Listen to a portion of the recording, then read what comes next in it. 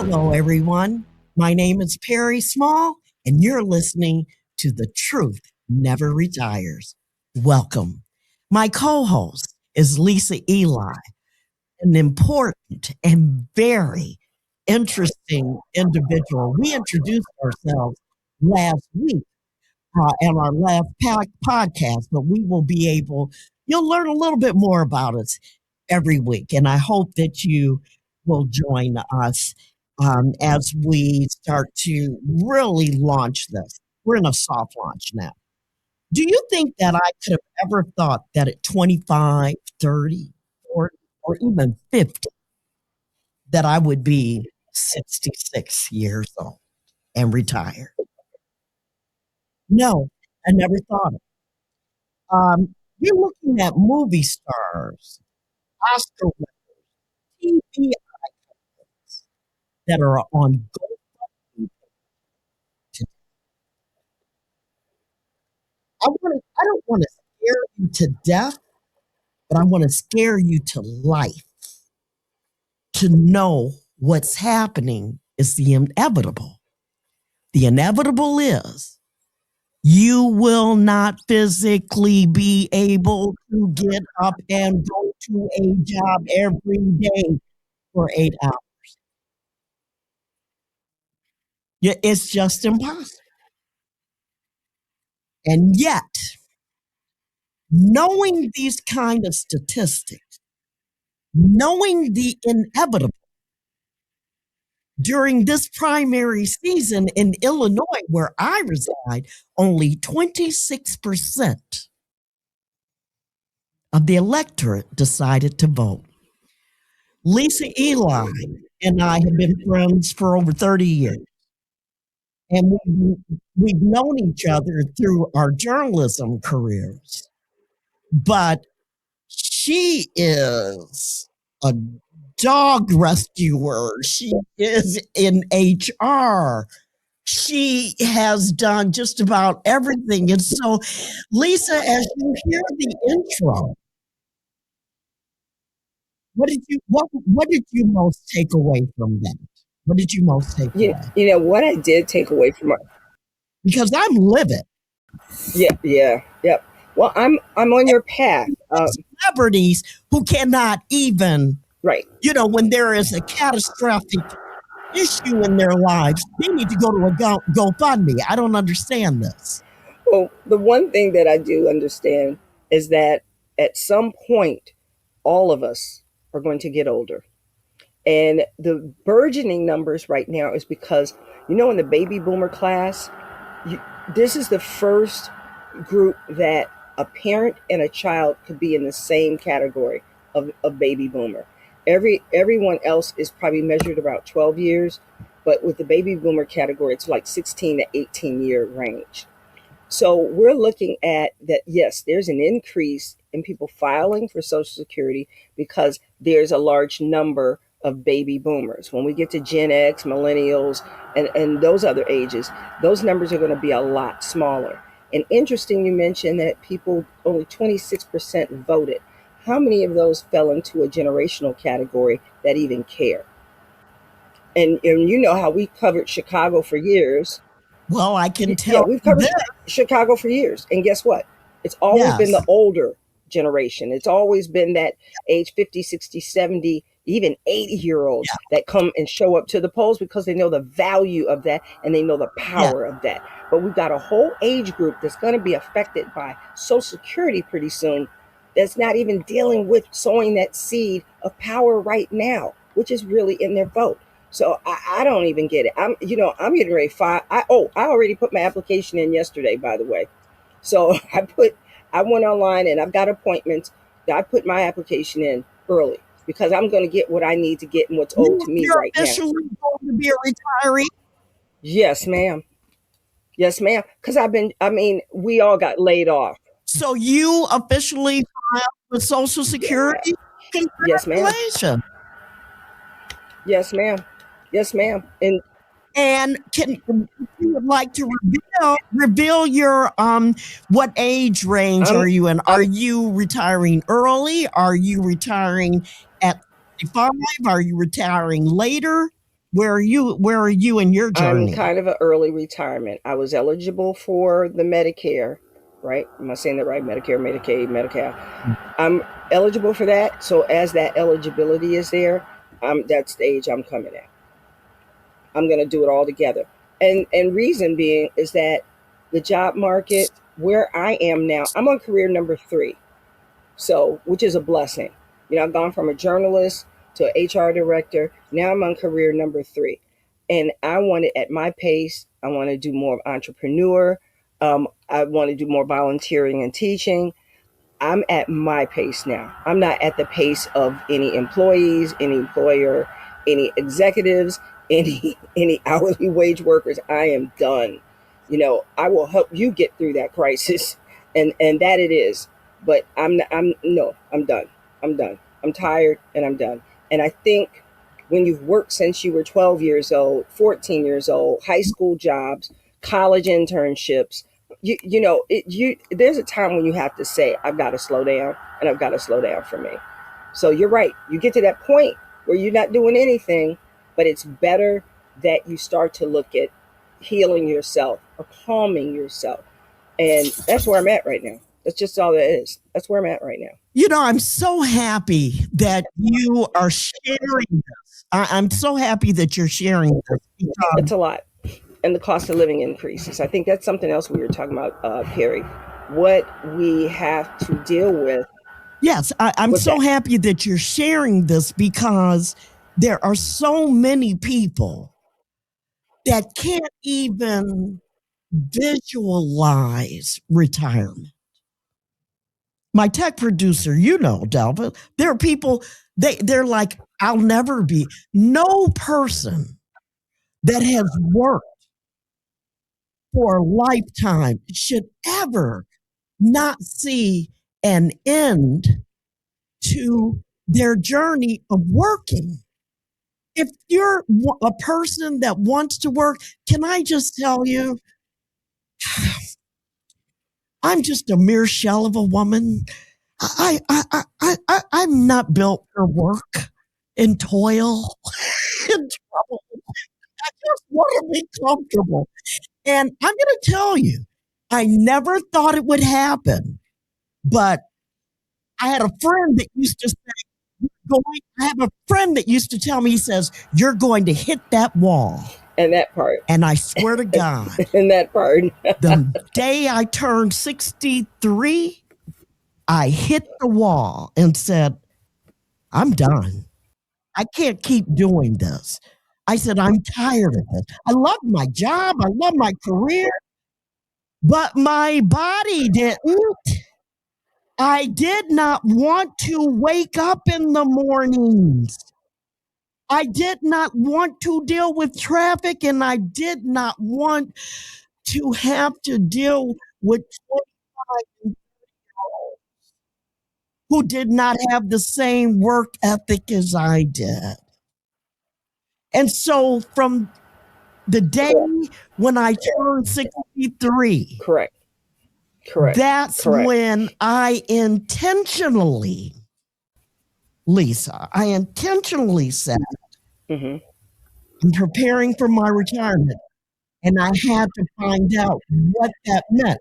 And all I knew, I saw retirement. There are many Black families who never saw their parents or grandparents retire, either because they were stay-at-home moms or because the Black men in our family died prematurely. Right.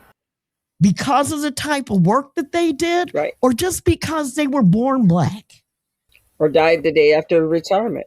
And so that I cannot tell you how many of my father's friends died like 2 weeks after they retired, or a month, or less than a year.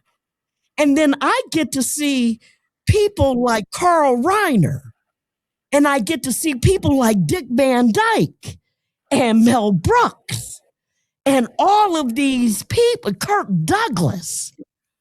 These people live long happy lives. They become great grandfathers.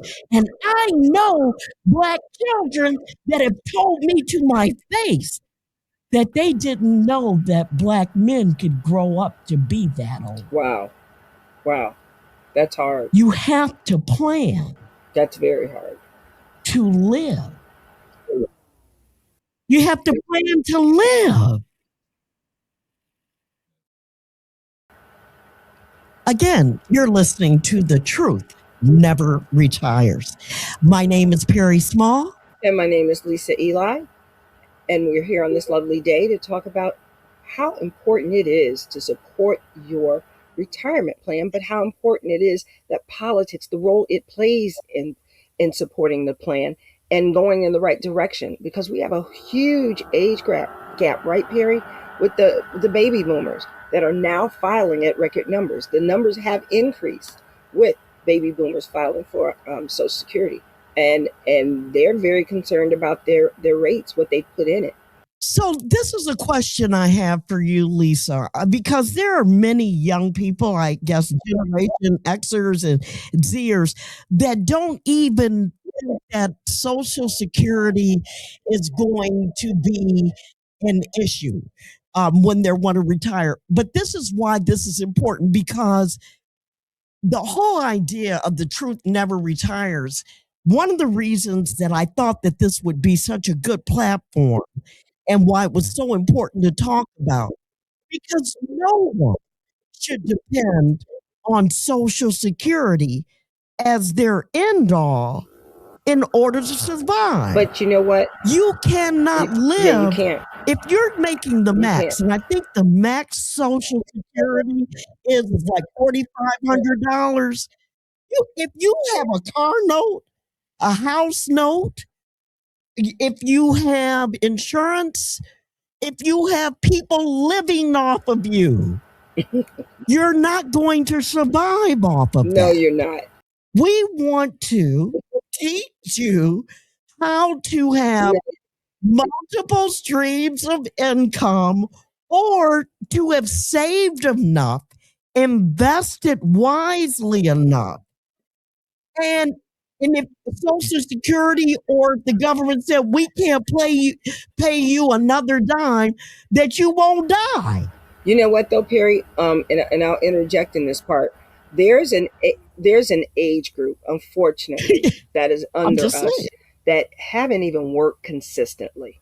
We have to look at folks who even have consistent employment, and that percentage is getting smaller and smaller and smaller. Because I've worked with a lot of 20-year-olds and 30-year-olds. These are my employees. Wow.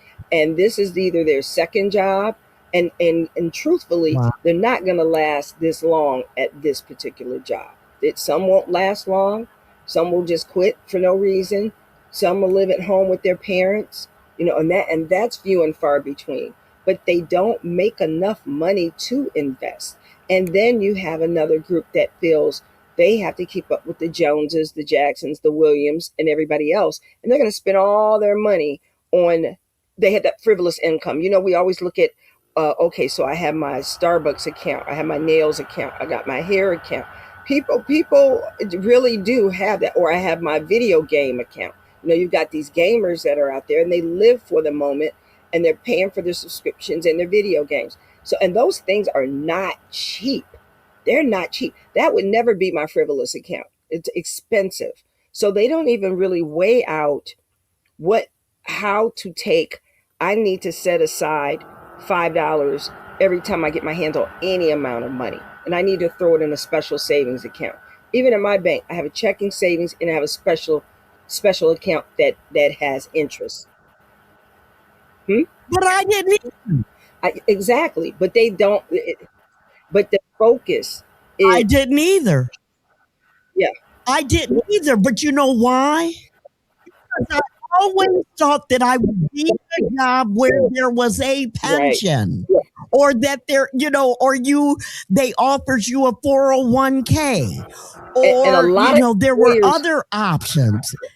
That's the world that we grew up in. They've never, 401k was invented in the 1980s during That's right. when Lisa, you and I, we were doing our thing. We had our, we had our apartments, we had That's our right. cars, we were traveling. I mean, all of our income was disposable. Yeah, but guess what? I mean, when we look at 401ks, every company doesn't have them. Every company doesn't. They realize when they do advertise, it's something that, saying, oh, especially if I have a 401k match, that's something that attracts employees to your company. So companies are struggling to get good employees.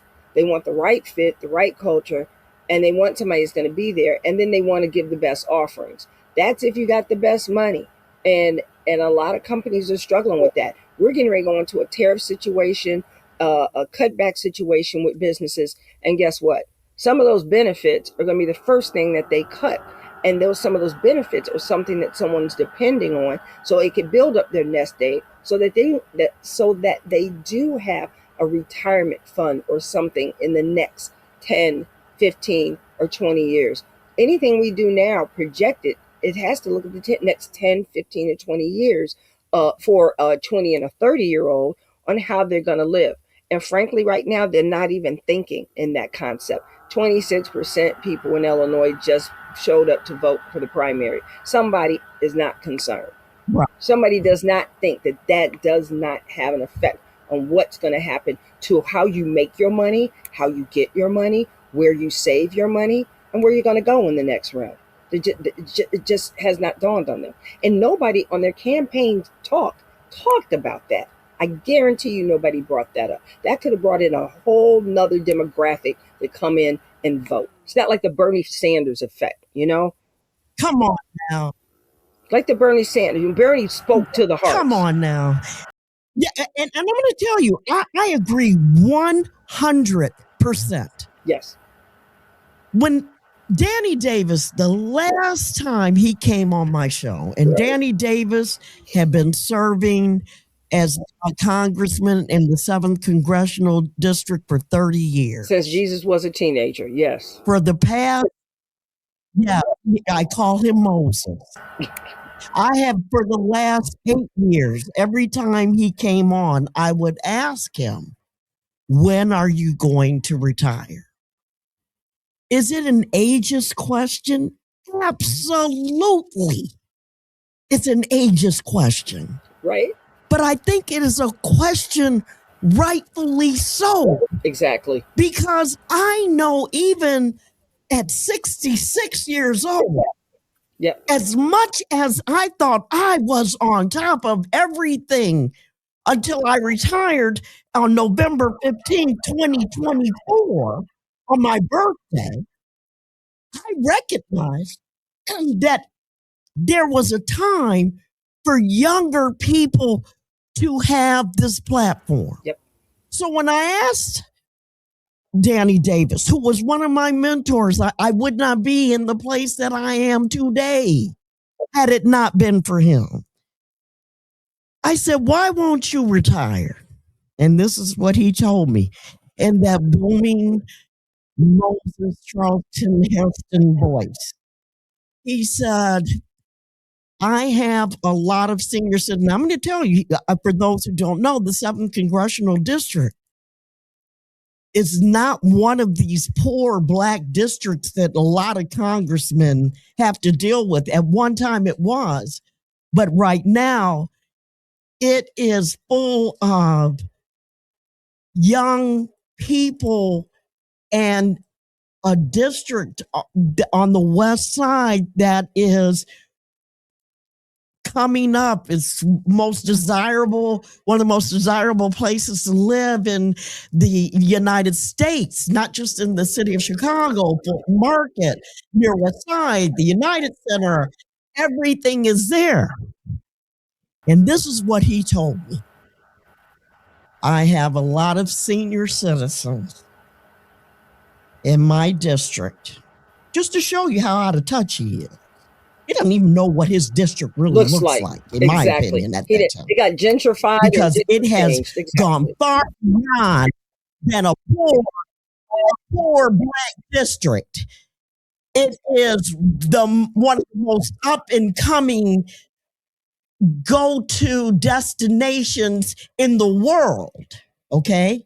And this is what he told me. And I'm not throwing shade. I love this man. Exactly. But what's the truth is the truth. You know, the truth never retires. It never retires. But he said to me, I have a lot of senior citizens who never made a lot of money, and I have to do everything possible to save Social Security. I get it. I get it. You have a lot of 40 and 50-year-olds who don't even have nest eggs to develop something to save money. So you're working for two constituents, dude. But what we need to do is their grandchildren need to be taught. Their grandchildren of those old constituents need to be taught that you do not have to live and be beholden to the government. You can become an entrepreneur. There are pathways for you to get there. And we're going to teach you to be able to retire as an entrepreneur and not have to depend on the government or anyone else. It's not rocket science, Lisa. It's not rocket science. It's selfishness that you have individuals that want to stay in office this damn long. You have made a life. Listen, there are many people that have made wonderful lives of public service and have never made a dime. Correct. And you know what? My goodness, if you really want to serve the public, get out of the way and let's move on. That's all I'm saying. I had a question for you because you were saying something so important, you being an HR expert. What are you seeing in the 25, I'm going to say to the 25 to 40-year-olds that you have had to deal with as an HR expert? What are the trends? Because I guess between 25 and 40, I would say maybe I might have had maybe 5 or 6 jobs, or maybe 5 jobs. No, yeah, maybe 5 jobs. I might have had maybe 5 jobs. 25 to 40, but I would have them for more than 2 years or more than 3 years. What is the average time a 25 to 45-year-old stays on the job? What do you think? What's the average? The resumes that I would see that come through, and I am not being funny, 9 months. 9 months to a year. No one ever stayed anywhere past 2 years. I am not kidding you. And even on the professional level, it was a little touch and go. I'd see resumes that maybe 2 to 3 years, and I'm talking about people who would have a higher salary base or a higher hourly rate based on their profession. People like me in HR, because you do so much for so many for so long, there's a burnout. So you're expected to stay about 4 or 5 years in a place, which would be good. But I guarantee you, if I got a HR person who stayed somewhere 15 years, that to me is symbolic of there's no growth. You don't grow. You can't grow in that job or in that company. Oh. So it's really sketchy. But the younger group, I definitely would see they hadn't been anywhere that long. And sometimes 2 places. Oh, that's too long to stay on a job today. I mean, I had a troubled child, and he was doing sandwiches, but he could never come to work for us. But you were serving sandwiches at this place for a year, and I actually sat down and talked with them. I'm like, you fudged the resume, because baby, when you started here, you were late all the time and calling off. So I can't see that you were over there with the sandwiches and that you were showing up to work every day. And he admitted then, I got fired from that place. And this is after the interview, because I had people who were just trying to fill spots because they couldn't get anybody to work. And then they're taking in anybody. And I'd say several of my jobs were like that. And that was very frustrating, because I train people and everything, but there are people who don't want to work. There are people who don't understand the value of working. They just don't. And this goes across the color spectrum. Can I say that? It goes across the color spectrum, people. It's not just any particular demographic or economic group. It goes across the spectrum. They're too busy into that phone, and they're too busy into that social media. They don't know anything else. And are these the same guns that didn't show up at the polls in Illinois on Tuesday? Exactly. But they read about it and had a comment about everything and wanted to talk about everybody. But they didn't show up to the polls. Yeah. Same little little computer warriors, keyboard warriors. Yeah. And never showed up. And so the concern isn't there until there's a fire in your house. If your house caught on fire, I'm wondering what would these folks do?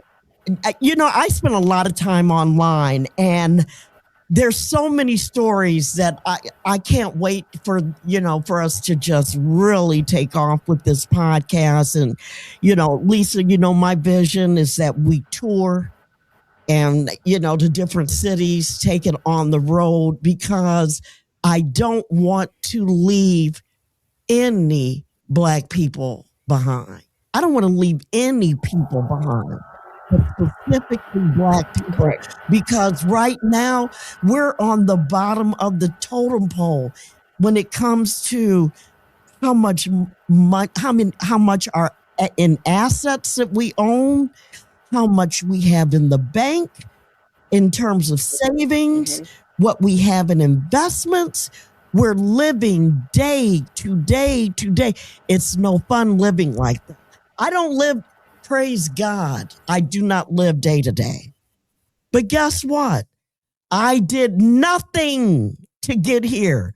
It was by the grace of God and my family. This is legacy I'm living off of. God. I recognize that. And I said, nobody is going to ever ask me for any help, and I'm not going to help them. No one. It's just, that's just who I am in some way or another. What we have to do is make sure that even if you are lucky enough to win the lottery, if you're lucky enough to have a windfall where you win $25,000, you know what you don't do? You don't buy a new car. You do not buy, try to pay off somebody else's bills. You do not do any of those things. And that's why the truth never retires, because someone's going to always be there to tell you the truth and how you can make money and spend money. I'm scared to death. We're in the middle of probably World War III, or in the precipice of it, of World War III. How many of us are going to be able to survive? And come on, how many of us are going to survive these high gas prices? Oh yeah, I'm on $5. Yeah, $5-6 a gallon. And food prices and our pharmaceuticals that'll never get to us. But you know what though, Perry? The most important thing is, and people and economists will tell you this, and even billionaires if they open their mouth, somebody, when it's supposed to be at the worst time, somebody's making money during this time. And that's maybe where we have to study. We have to see who is making money and how they're making it, where they're investing it. And maybe that's now the time where I may have to put some dollars in there and make money too. And that is just the basic building bridge of a capitalistic society. Somebody is making money somewhere. Billionaire. Off of us. Let me ask you this question. This is a question for our audience and everybody else. When I first went to my found an investment manager, right? The first thing that I said to them was, I don't want to invest in any private prison. Yes. And I don't want to invest in anything with gun manufacturing. Absolutely. Absolutely. Or any companies that are associated with that. Definitely have to do your research on where your invoicements. Yep. I don't know why. I told them what I did want, but I told them, it was just, I said, I cannot invest in private prisons. You have people, and even Jonathan Jackson, Congressman Jonathan Jackson, who just invested in prison. It's not a problem. Is that a moral issue? Somebody has it, but I tell you, you may not judge. I'm not going to lie. I'm going to judge. I'm going to judge. You know why? Because I've been poor for so long. What is it? Why would I need to get a rich off of this? I don't have to. It's like boycotting a example Target. I ain't got to go there. I ain't got to go there. And it hurt them economically. So don't support or put your dollars where it's going to hurt somebody. Period. And period. And that's what I don't do. And I'll go to the poorhouse if that's how I have to go. I don't care. That means much more important to me than anything else. So I'll judge. You don't have to. Let me do it. I couldn't do it, but I'm not going to condemn other people that that's not part of my moral compass, and I can't judge anybody else's moral compass. But in the times that we live in today, does anyone have one? A moral compass, Lisa? When it comes to making money? Don't say that. All right. You're going to heaven. I'm not going for this reason, for a myriad of others that we'll find out about in our later podcast. I want to thank you, Melvin Randall, for being our wonderful technical producer. I want to thank my good friend, Lisa Eli, for just taking this journey together with me. I just love you, and too. I really hope we can make a difference, and I think we will. Oh, we're going to make a difference. We got good subject matters. All right. I don't want to scare you. We need to. Between now and the inevitable, it's just a fact. I never thought I'd be 66. I'm a mere shell of the woman I used to be. Talk to you next time. Have a good one.